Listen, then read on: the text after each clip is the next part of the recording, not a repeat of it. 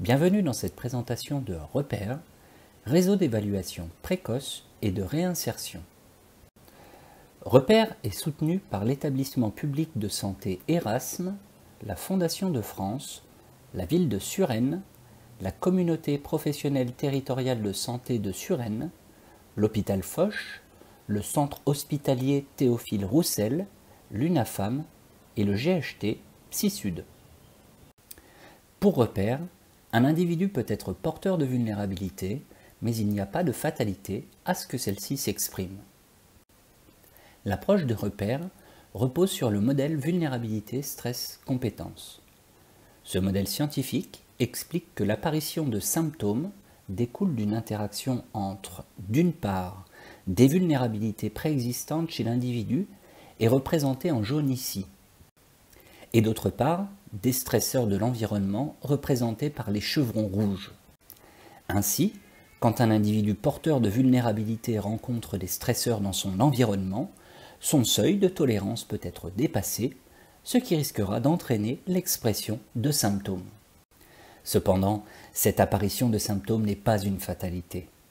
L'individu, tout au long de sa vie, va pouvoir développer des compétences présentées ici en vert qui lui permettront de faire face à l'interaction entre vulnérabilité et stresseurs environnementaux. Ces compétences agiront en tant que facteurs de protection, en tant que bouclier, face au risque de survenue de symptômes. Chacun d'entre nous est potentiellement porteur de vulnérabilité, qui peuvent toucher divers organes. On pense évidemment au cerveau quand il s'agit de symptômes psychiques, mais les autres organes comme les intestins, le cœur, les poumons, les reins peuvent être également vulnérables et impliqués dans l'apparition de ces symptômes.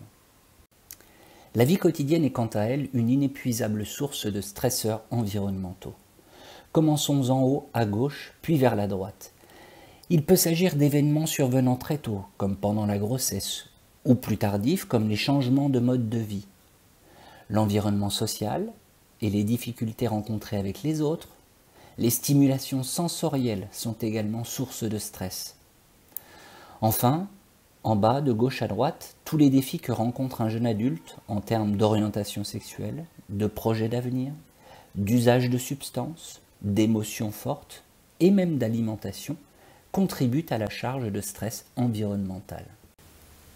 Chez un individu porteur de vulnérabilité et qui rencontre des stresseurs environnementaux, plusieurs signes d'alerte doivent être repérés afin d'éviter que la situation ne s'aggrave. Commençons en haut au milieu.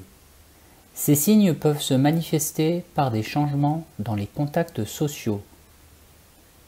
Ils peuvent également s'exprimer au niveau individuel, en haut à gauche, par des sensations inhabituelles, des bouleversements émotionnels, des pensées parfois répétitives, une motivation diminuée ou augmentée,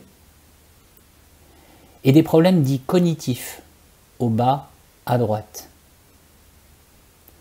D'autres parties du corps, comme le cœur au-dessus, les poumons, le ventre, peuvent être le siège de ces signes d'alerte qu'il est impératif de repérer. Prenez le temps de bien lire chacun d'entre eux en revenant plus tard sur cette diapositive. Dans certains cas, il est possible de discerner derrière ces signes d'alerte des symptômes déjà constitués. Commençons en haut au milieu. Il conviendra de rechercher des signes d'appel à l'examen physique, des symptômes dits somatiques à gauche, exprimés hors épisode dépressif, des troubles des conduites alimentaires, des symptômes anxieux, particulièrement fréquents dans cette tranche d'âge, des symptômes psychotiques dits négatifs ou positifs, toute addiction avec ou sans substance propre à cette génération, des troubles cognitifs aisément identifiés et rapportés par les jeunes adultes, des perturbations de l'humeur de type maniaque ou hypomaniaque et dépressive ou subdépressive. Peut-être vous arrive-t-il de vous inquiéter face à des signes d'alarme ou des symptômes. Afin de savoir quand référer l'individu à des professionnels de santé psychique, prenez en considération les indicateurs suivants. Premièrement, la durée, persistance de ces signes et symptômes. La question est, depuis quand durent ces signes ou symptômes? Et plus la durée est longue, plus il convient de nous contacter. Deuxièmement, la fréquence des signes et symptômes. Ces signes et symptômes sont-ils fréquents? Quelle est leur fréquence moyenne? Plus les signes et symptômes sont fréquents, plus il convient de nous contacter. Troisièmement, la cumulation et ou la complexité des signes et symptômes. Existe-t-il un ou plusieurs signes ou symptômes? Et ainsi, plus les signes et symptômes sont nombreux et ou la présentation complexe, et plus il convient de nous contacter. Enfin, et c'est peut-être le caractère le plus important que nous allons étudier ici, l'intensité des signes et symptômes. Depuis la survenue de ces signes et symptômes, un ou plusieurs domaines majeurs du fonctionnement habituel, comme le travail, les relations interpersonnelles, les soins personnels, sont perturbés. Ainsi, plus les signes ou symptômes perturberont le fonctionnement habituel, et plus il conviendra de nous contacter. Nous pouvons tous développer des facteurs de protection contre les conséquences de l'interaction entre vulnérabilité et stresseurs environnementaux. Oui, il existe des compétences permettant de limiter la survenue de signes ou de symptômes psychiques. Commençons en haut au milieu. Avoir une vie sentimentale active. Puis vers la droite, un soutien social, que ce soit in real life ou du soutien social virtuel. Des activités de loisirs que l'on apprécie. Des boucliers que l'on peut développer seul ou avec l'aide de professionnels. Une hygiène de vie respectant nos rythmes et besoins biologiques, des capacités pour être à l'aise dans les relations à l'autre, des activités qui nous permettent de grandir, de se développer, de prendre soin de son image et de son identité, afin de s'apprécier et de s'aimer à sa juste valeur. Toutes ces compétences, si elles sont développées, aident à se sentir bien. Si vous évaluez que la situation le requiert, sachez que de nombreux partenaires locaux peuvent être sollicités.